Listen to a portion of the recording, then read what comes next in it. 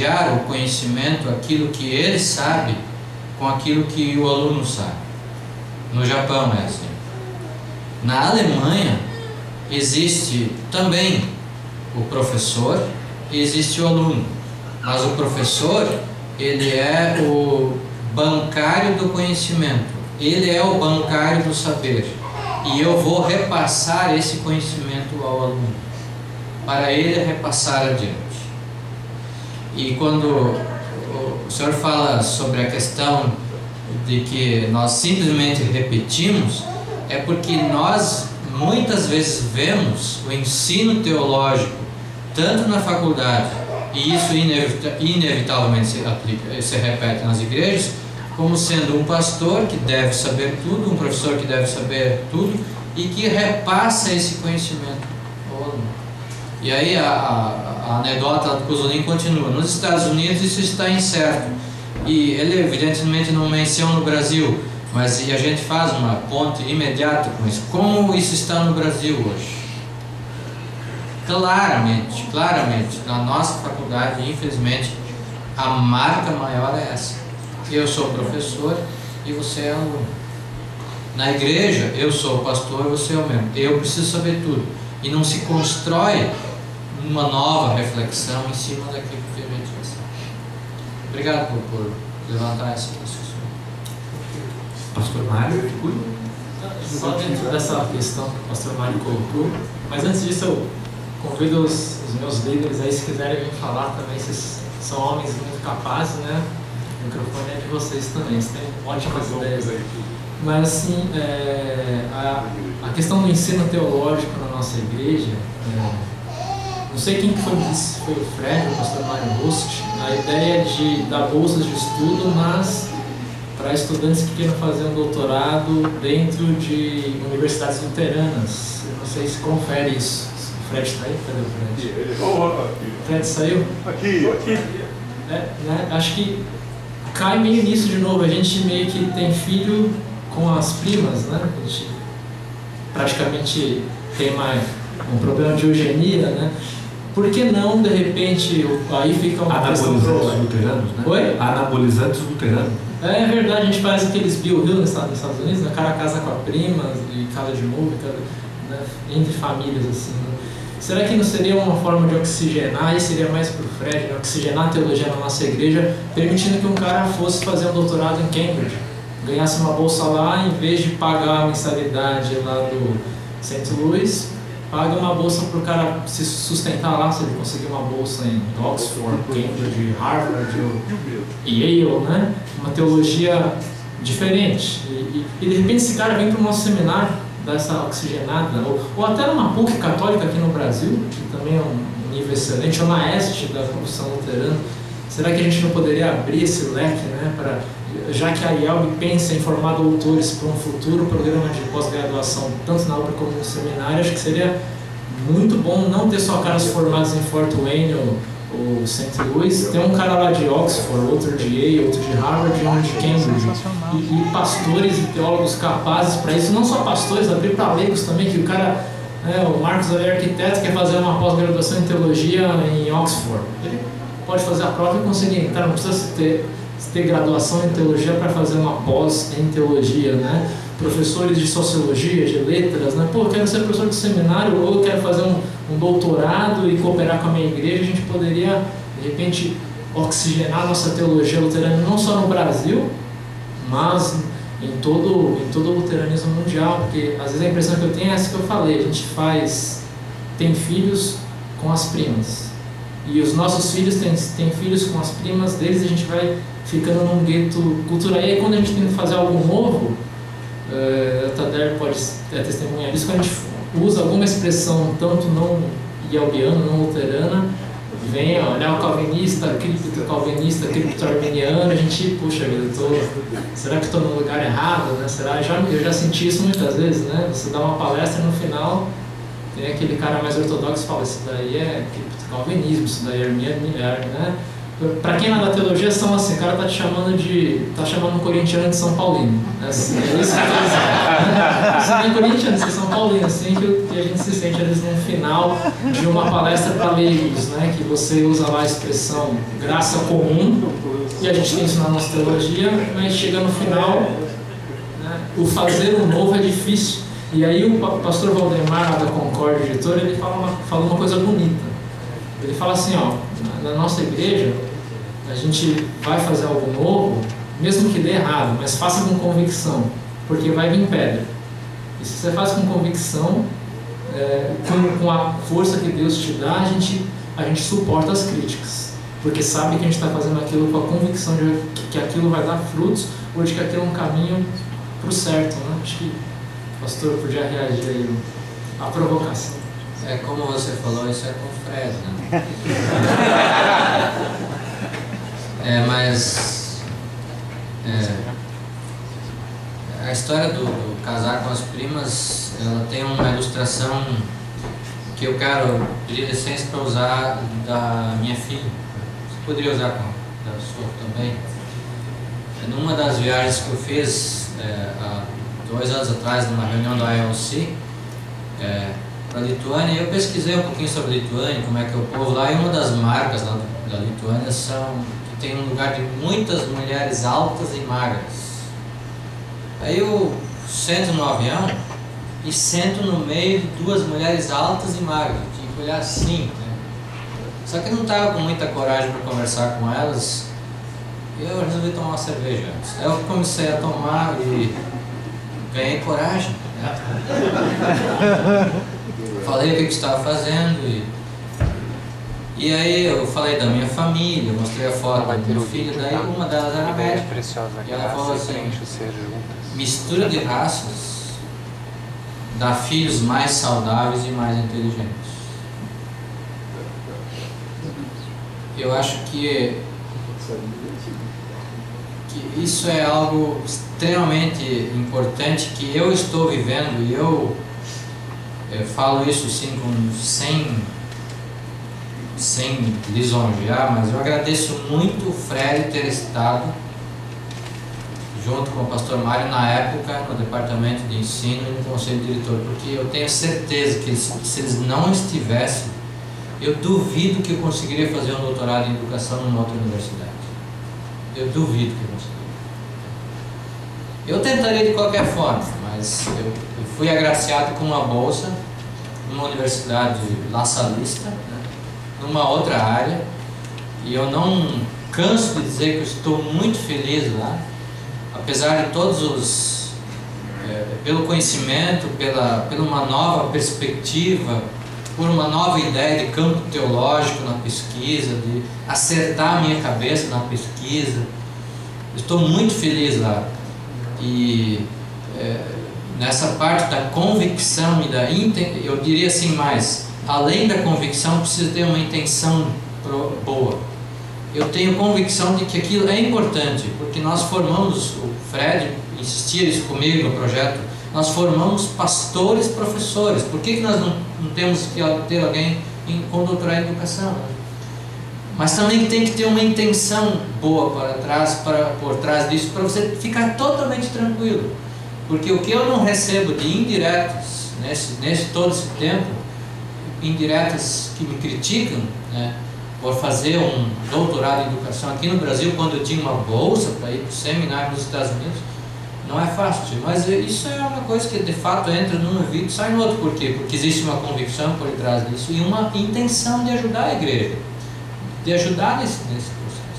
E eu acho que nós temos muito a progredir, e falando sério, eu acho que o Fred poderia falar um pouquinho sobre isso, dessa luta dentro da nossa igreja, de nós sair um pouquinho dessa homogeneização da teologia e todo mundo fazendo no mesmo lugar.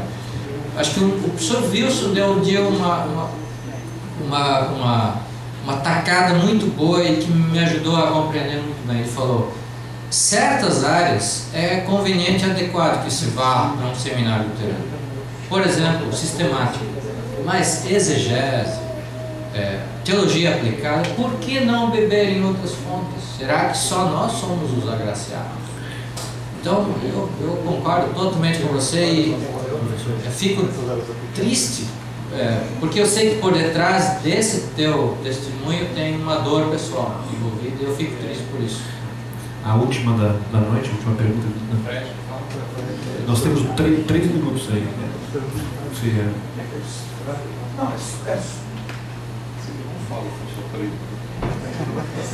Fala uns 15 aí, Fred.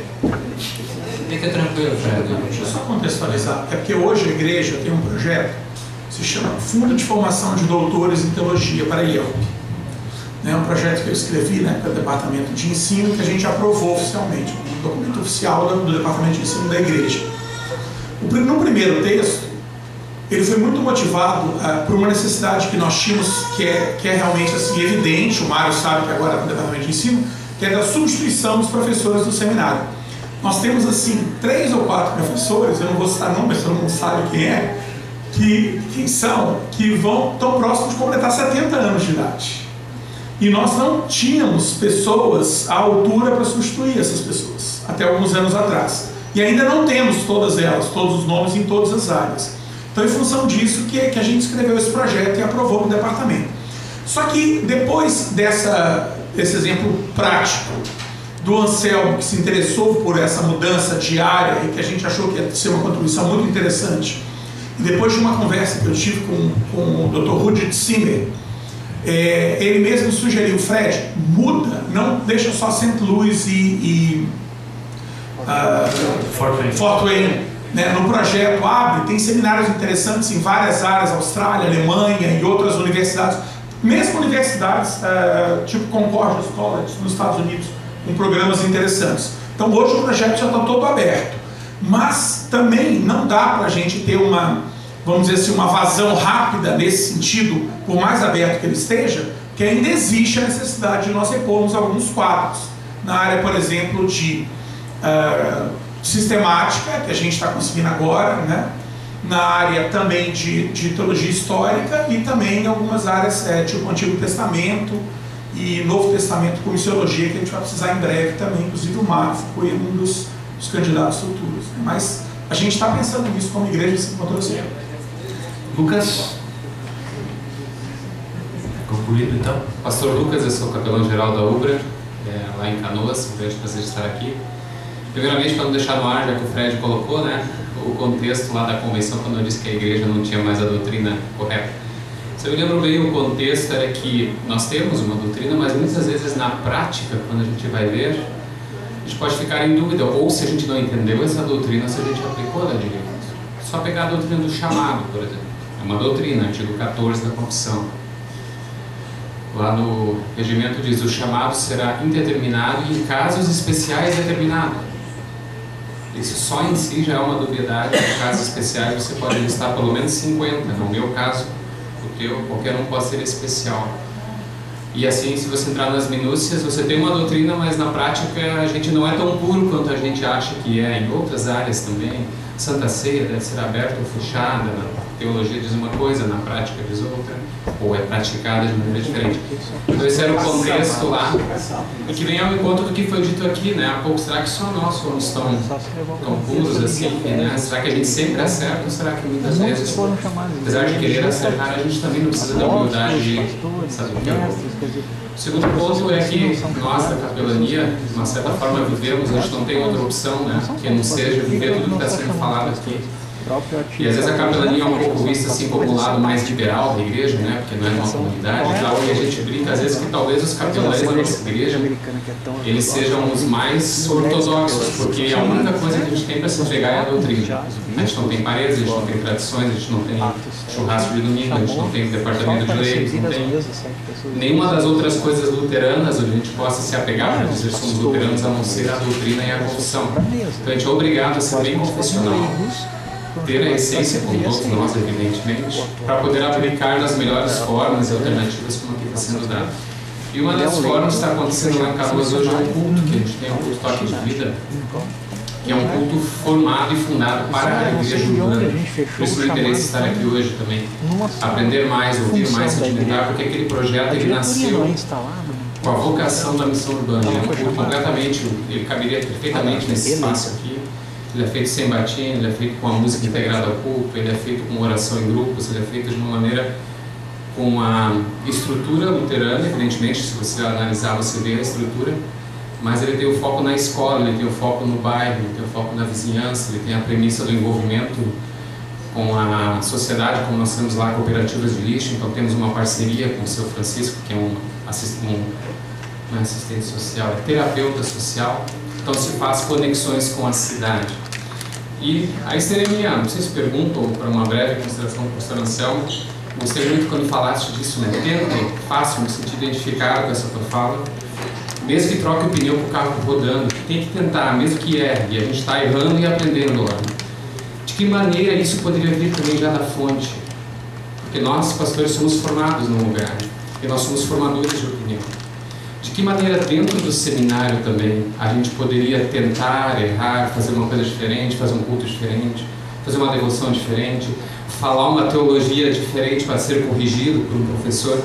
Isso caberia dentro do seminário ou não é o papel do seminário, é passar o conhecimento e depois a gente lá na prática, na experiência, vai desenvolvendo? Não sei se gostaria de comentar isso. Quem já foi seminarista, quem estudou lá dentro, sabe que lá é um ambiente assim, altamente complicado, né? Para quem fala e para quem vai lá para ouvir a gente, né? Então, eu dou o meu sermão numa igreja, eu falo, não 45 minutos, mas eu falo lá 25 minutos e possivelmente eu olho 2 vezes para o papel. Agora lá dentro do seminário não dá certo, tipo, a gente fica, parece que meio preso, a gente fica meio engessado, a gente fica com medo de fazer. Acho que os meus colegas aí, pastores, recentemente, então é difícil de explicar isso porque acontece. E eu ultimamente eu estou tendo pelo menos coragem para uma coisa, de mudar as liturgias, fazer liturgias um pouquinho mais light, assim, diferentes, né? Até agora ninguém, eu continuo, meu contrato continua sendo renovado. Então eu estou tentando, mas é um contexto complexo. E eu não sei se isso é bom ou se é ruim. Mas Obrigado.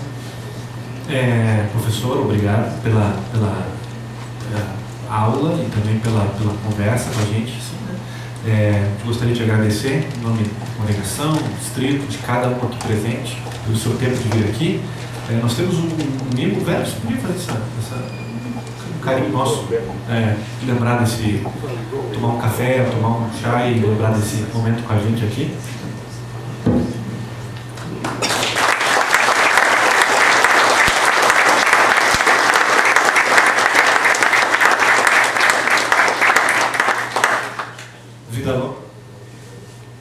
Vida longa para o senhor no seminário, né? E aí, com a gente. Obrigado, eu agradeço a todos vocês, peço desculpas por não responder a tudo e a todos, e no meio dos erros e acertos eu vou continuando e sempre com a convicção de que a gente preciso fazer alguma coisa, e eu estou tentando fazer a minha parte dentro das limitações que eu tenho, mas na certeza de que Deus está comigo. Obrigado por esse convite e obrigado pelo simpósio.